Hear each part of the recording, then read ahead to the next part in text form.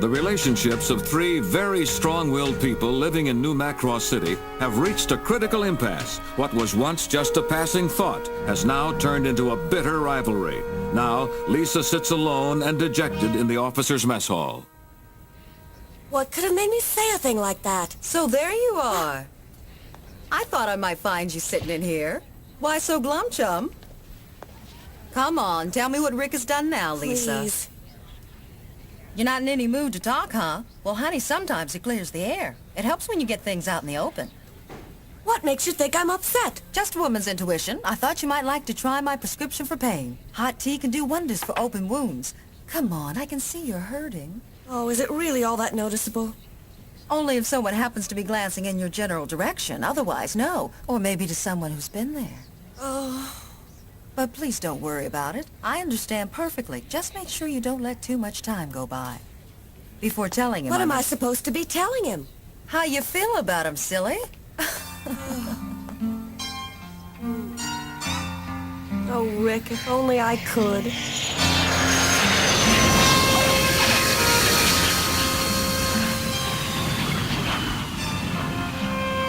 Phew, it sure was a rough patrol this time. I'm glad that's over. Welcome back, Captain. Don't worry about a thing, sir. We'll take care of everything. Thanks a lot, Chief. It's been a rugged night, I'm afraid.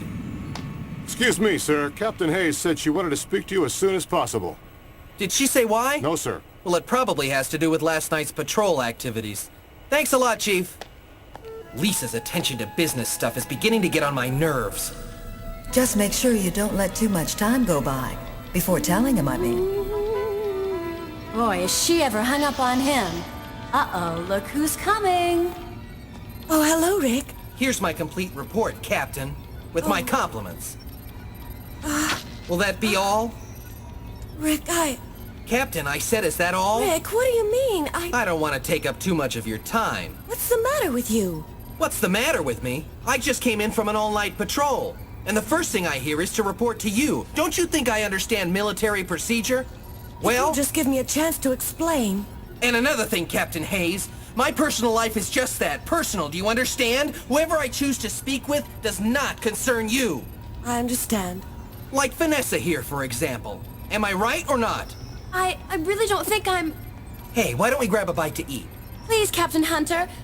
As you can see, I'm still on duty. So what? You can still play hooky, can't you? If you both excuse me, I've had just about enough of this. I don't think that was a very nice thing to do. And why not? It's obvious, sir. Captain Hayes just happens to be in love with you. That's why not. You mean Lisa is in love? And with me? You gotta be kidding. Ha! The only thing she's in love with is her job. And to think I was trying to apologize to him. Ha! I'd rather apologize to his entrati. I just don't understand. What's the problem with her? Oh, it was just a lover's quarrel, that's all. It seems so obvious that Captain Hayes is in love with Captain Hunter, but she doesn't have the courage to tell him about it. That is really ridiculous. Why doesn't he just be a man about it and tell her that he loves her too, huh? Has it ever occurred to you that perhaps he doesn't share the same feelings on the subject that Captain Hayes does? If he's got a heart at all, he's got to realize how she feels about him. Maybe not. Well, if I felt that way about a man, I'd just come right out and tell him about my feelings. I know, but you do that to almost every man you meet. Hey, you know, the only reason we're laughing is because it isn't happening to us. The only other man Lisa ever loved was killed in action. This makes me so mad Oh, it's so sad. Nightfall signals the end of duty for most of the crew of the SDF-1, but Captain Hayes is unable to sleep as Claudia's advice fills her mind. Just make sure you don't let too much time go by before telling him. It's always so easy for someone else to say, oh. As the rain starts to fall, Lisa runs aimlessly. No longer able to distinguish between the rain and her tears, she eventually looks up and finds herself standing before the quarters occupied by Rick Hunter. I'm like crazy? What am I doing here? Maybe I could make some kind of a peace offering. Getting soaking wet, and he couldn't care less. And another thing, Captain Hayes. My personal life is just that. Personal, do you understand? Whoever I choose to speak with does not concern you. Planning to drink that tea in the rain? Why don't you go up and knock? Why? He doesn't want to see me. Not if you've made up his mind for him. Listen, if you're not ready to talk to him right now, why don't you just come over to my place? We'll dry off and talk. Well, while you're thinking about it... Claudia, See you soon. But... Oh dear, now what? Rick, what could I say to you that would make any difference at all? Nothing, I guess. I've made some nice hot tea. That ought to hit the spot. Here we go. Claudia, at the risk of sounding like a pushy guest, you wouldn't happen to have anything around a bit stronger, would you? Huh? You have any wine around the house? Wine? Mm-hmm. You got it. Well, get it. Well, okay. Burgundy all right? Of course. And so, two lonely women sit down to share a few moments of sympathetic conversation. And as they talk, Lisa begins to see a way she might be able to resolve her problems with Rick. So how long does it take for the hurting to stop? You sound like you're giving up.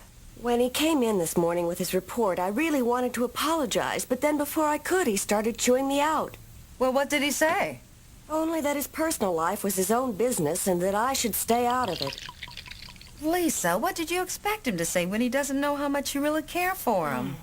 Claudia, I've tried to be honest about it, but I don't think it would really matter to him. You don't know that. Well, it's not a bad guess. Maybe not, but it sure is a negative one. Well, just chalk it up to the wine. The situation isn't hopeless, Lisa. At least the man you love is still alive. Oh, I don't want to cause you any more pain, because I know you've had that experience too, but when Roy passed away, this became a very necessary crutch for me. Now nothing seems to be important anymore. There is a difference, though. Why? You and Roy began hitting it off right from the very start. If that's what you think, honey, forget it. We were at each other's throats all the time. We nearly drove each other crazy. Oh? Do you want to laugh? I'll tell you about him. Let me tell you something. Right now, I'll take all the laughs I can get.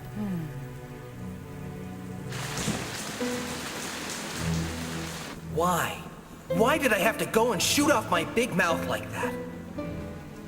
I mean, the least I could have done was to listen to what she had to say. The first time I met Roy Focker was back during the war. I was only a green recruit then, and they stationed me at the base where he was training.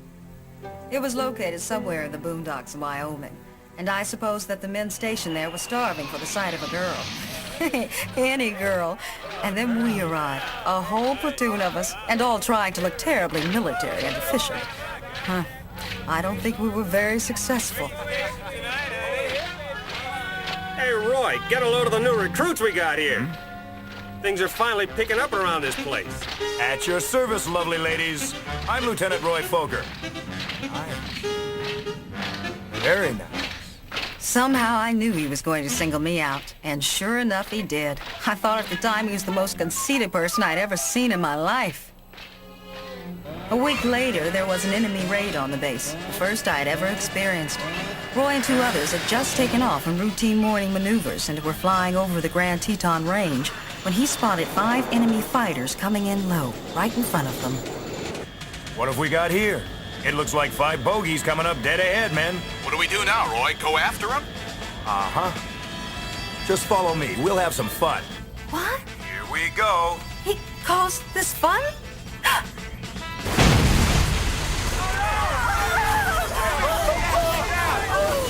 Okay, Claudia. This last bandit is for you.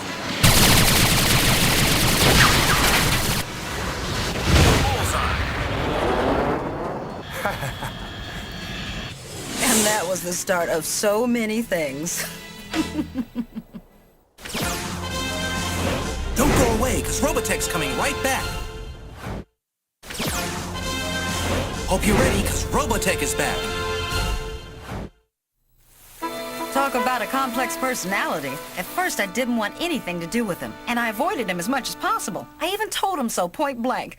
But it didn't work. Roy Focker was nothing if not persistent, let me tell you. So I finally agreed to a date with him. Date doesn't describe it. I suppose you could say that any kind of a date with a guy like Roy was a real education. Oh, yes. If my first impression of him was unfavorable, my second was even worse. I had been standing outside the place where I was billeted when I heard his car in the distance. He was 40 minutes late. You can imagine my shock and dismay when Roy drove up with 3 girls from the base in the car with him. Hi.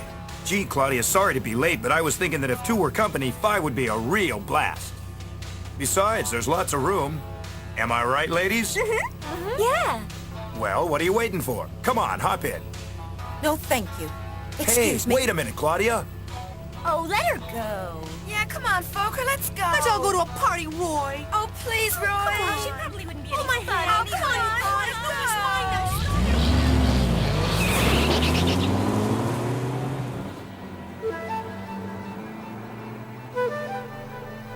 In any case, my attitude certainly didn't seem to bother Fokker at all. In fact, he was constantly trying to find ways to get on my good side. Huh?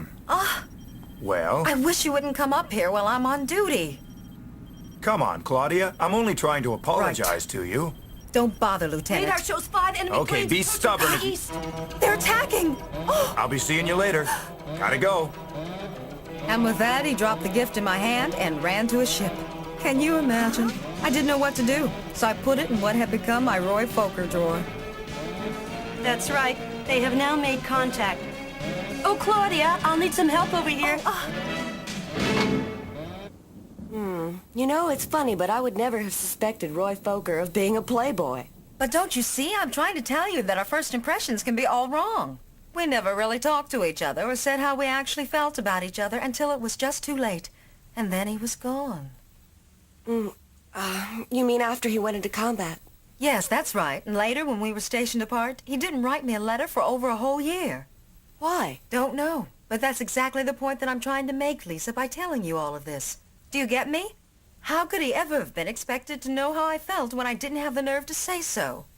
But it finally worked out for both of you, didn't it? Sure, Lisa, but not by magic.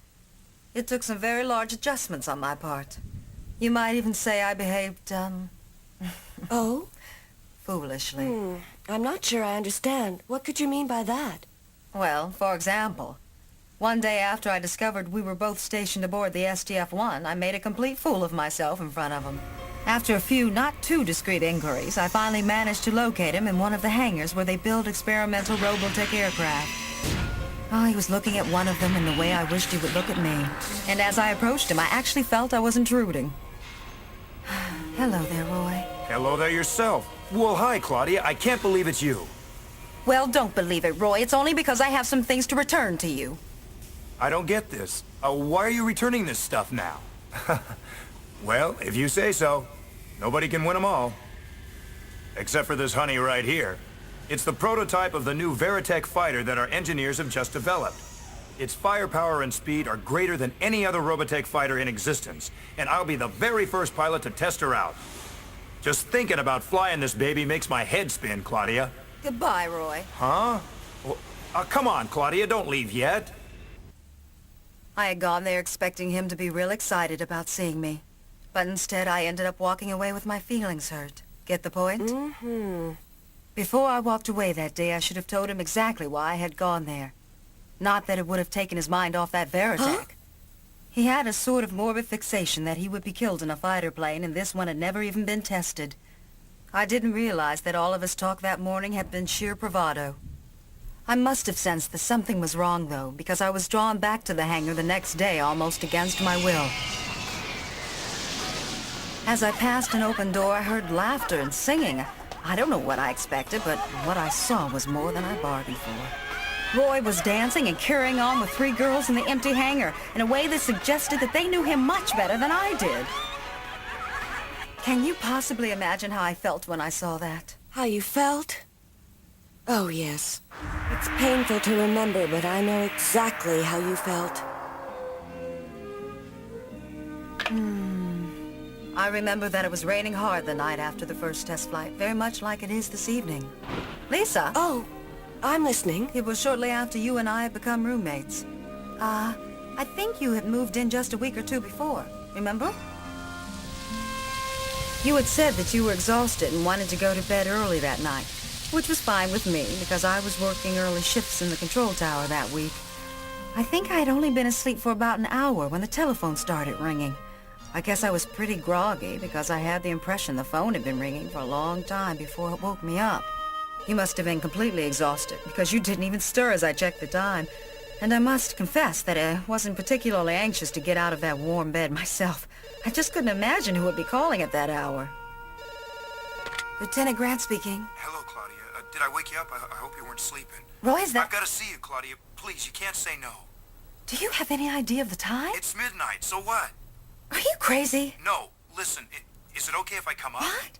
You can't be serious. I have never been more serious in my life. Okay, why don't you come out here then? Come out where, Roy? The phone booth right in front of your apartment. You're here? Yes, I'm here. Now, it won't take long. Will you come? Wait there. Would I come? Our wild horses couldn't have stopped me. All of a sudden, that heavy rain outside became a light spring shower. All that mattered to me was that he was out there. Hi.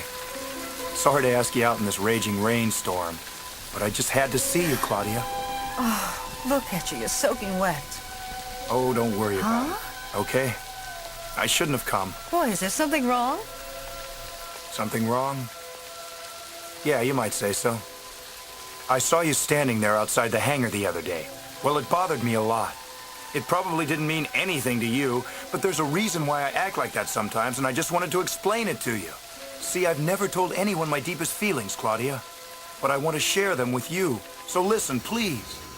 Every pilot has to live with fear, especially because he knows the consequences of the smallest mistake.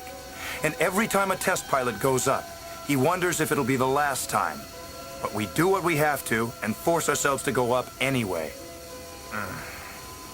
It can be more dangerous than combat because you have more time to think about what you're doing. And lately, I've become convinced that the next time will be it for me. It'll be the last time. Why do you do it then? If that's the way you feel about it, to continue is insane. Why don't you just walk away from it? Why keep risking your life expecting to die? Because I know that the fear is temporary and sooner or later it'll pass, like it always has. So many times before. Besides, who else is going to do it? I mean, there's a desperate need for experienced pilots. You know that. The war crippled our military capabilities, and those of us who survived that have a responsibility to future generations. Believe me, I can't walk away. Which finally brings me to the reason I came here tonight, Claudia. It's true that in the past I've liked having a lot of girls around, but I can't talk to any of them. Am I being clear? Don't you see? I need someone to talk to about these things, just like tonight, Claudia, and the only person I can think of now is you. It's okay. I'm here. Please forgive me. I mean, those girls meant nothing to me, Claudia. Nothing. Nothing. Strange, Lisa, but neither one of us ever mentioned that night again. At least you were there to help him. I don't think that was a very nice thing to do. Why not? It's very simple. Captain Hayes just happens to be in love with you. That's why not.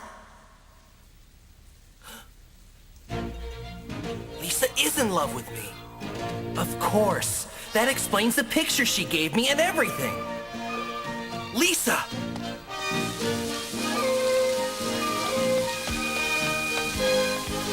I hope I'm not too late.